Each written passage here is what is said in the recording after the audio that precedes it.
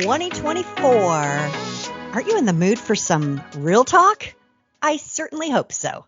Every month, my partner, the resonant and powerful voice Terry Rommel, and I break down the ins, outs, ups, downs, and all arounds of the real estate market in the Pacific Northwest. And we resolved to do it in even better this year, which is shockingly year 8 of our little podcast. What? That can't be true, Beth. That's what I tell my calendar, but it is. It is. Holy camole. I hope we make it to 9. But that's actually great news. And I agree. 2024 is going to be our best year yet. Yes. You know, the reality is we can't really look forward without looking backward as well. So let's get right to our breakdown of the end of 2023 with the December stats from our market action report. If you haven't read the market action, you really should. It's an amazing publication and has continued to evolve over the years. It's fantastic. Yes.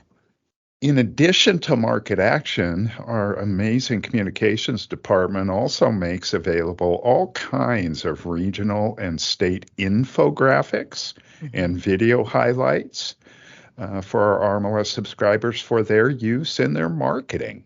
So please take advantage of those things. Anyway, let's get to the data, what you really came to hear. Right. For Oregon, you know, if November stats, they were surprisingly robust, like some kind of surprise holiday present, then December is a return to normality, like having to go to the gym after a couple weeks of vacation and holiday eating. And boy, can I relate to that. After inventory jumped to 3.7 months supply last month, December fell back a bit, down to 3.2 months supply. So really not bad in comparison to, the recent history, certainly not bad, but obviously everyone would prefer to keep the surprising highs going. Everything else, aside from total market time, also fell a bit in December. Average and median prices both fell about $10,000. Pending and closed sales only dropped a couple hundred spots, but new and active listings were down about 1,500 units each. So that's fairly substantial. Yes. So how does December of 2023 measure against December of 2022? So looking back to December of last year, the good news is that inventory overall did make a nice gain, coming in at a half a month supply higher than the end of 2022. Active listings were down about 600 units, and the average sale price and median sales price were both down just a bit, approximately $10,000 for the average and $5,000 for the median. The rest of this year's December stats are pretty comparable to last year's, all within a couple hundred spots. Unlike Oregon, Washington in December 2023 saw some positive growth. Pending and closed sales were up just slightly, but average and median sales prices both had a nice jump, gaining roughly $25,000 each. Oh. New and active listings were down a couple hundred spots, though. And sadly, inventory totals took a little bit of a steeper drop than Oregon, falling 0.8 of a month for a total of 2.9 months supply total. So let's take a look at Washington, December of 23 in comparison to December of 22. Overall inventory was up 0.6 of a month's supply, which is a nice gain. Most other numbers were very similar to last year's. The really interesting variance is in the average and median sales price changes. While the average sales price was down about $55,000 from last year, the median price actually increased about $35,000. Hmm. And since median is often the more relied upon figure, as median totals are not as affected by outlier sales, it's Mm-hmm. good to see the gain in that category. Yes. Now, as for our regular categories, we have this section of the podcast where we talk about numbers that make dramatic changes from the previous month. We call that a spike. So for this month, there was just a couple of spikes. New listings accounted for most of the dramatic changes.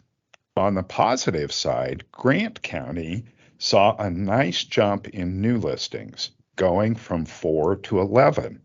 But most areas saw a sharp drop, with Baker and Josephine counties dropping a bit, and Lane County falling from 313 new listings to 177.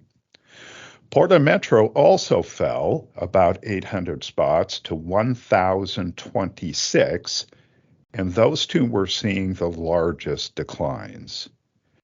Additionally, total market time for Coos County increased 30 spots to 85 days, and closed sales in Grant County went from 1 to 6. So definitely a spike there. So as we know, what we consider to be streaks are ongoing trends, and we do have a few of those for this month.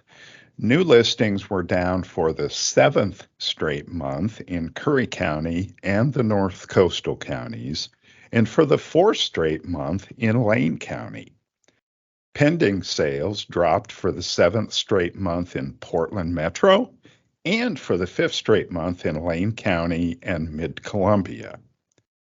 The last ongoing trend we've seen is for the 4th month in a row, closed sales were down in Lane and active listings were down in Mid-Columbia. Now let's talk about milestones. Milestones are statistical things that we like to discuss as well. We did see inventory gains for Douglas County coming in at 4.6 months supply, and that's the highest we've seen since January of 2019.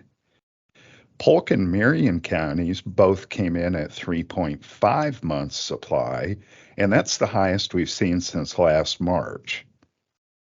For Douglas County, the lowest new listings at 80 units since December of 2012, and the lowest closed sales coming in at 74 units since January of 2015. So Douglas County has some pretty significant milestones accomplished last month. Yes. For Southwest Washington, active listings decreased for the first time in 8 months, dropping to 1,011 units. Now let's talk about new growth properties. Portland Metro saw the number come in at 318. That's a decline of 48 units. Southwest Washington came in at 116. That's a decline of only 8 units. And Lane County came in at 23, and that is a decline of 10 units. And since we're covering the end of 2023, we have the year-end annual sales volume for these areas. Portland Metro came in at $12.5 billion. That seems like a lot, but that's down about $4.5 billion over 2022. Southwest Washington came in at about $3.4 billion, down about $2 billion from last year. And Lane County came in at $1.8 billion in annual sales volume, and that is down about $500 million from 2022. So with all of that said, how do we sum up 2023?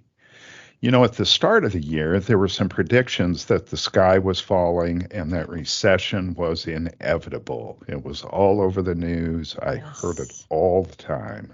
Fortunately, it seems that we dodged that reality. Inventory started the slow climb upward. Values flattened out a bit and settled into a comfortable, predictable spot. My takeaway from 2023 is that we clearly didn't get a miracle market to surprise everybody, but that we also didn't end up seeing doom and gloom that a lot of people had predicted.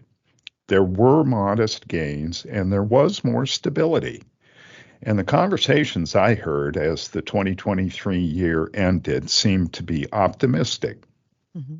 People reacting to encouraging engagement in the market. Yes. So one of my 2024 resolutions, Beth, is to be open to positive surprises. We'll see what the future holds. What about you? Oh, well, I resolved to take more vacation and to enjoy it. Well, that's a lot more in your control than the real estate market, Beth. Yes, well, it certainly is. And do you know what else is in my control? Telling you about RMLS updates. Nice. Yeah, the big news is about the second and final phase of our massive forms change project is scheduled for completion on January 17th. Nice. So, tons of forms changes will be released and new supplemental forms will be added. Those include our forms for accessory dwelling unit, manufactured home and park, and seller's agent office contact forms. So we're adding values and a brand new status called sold other category. So that properties that can be listed in multiple categories, when it's time to show the property is sold, one of the listings will be marked as sold and the other as sold other category. So we're adding a residential property category to denote if short-term rentals are allowed, which will be nice. And there are a lot of other changes. Of course, we have, luxury vinyl plank and luxury vinyl tile, the most asked about features from last year. Yes. So be sure to take a look at those for more information on RMLS Web. And with that, we wish you a great start for your new year, and we'll see you next month. And I have a little short quote from Rumi. Set your life on fire and seek those who fan your flames. Very nice. Here's to a great 2024, Beth. Thanks, Terry. You too.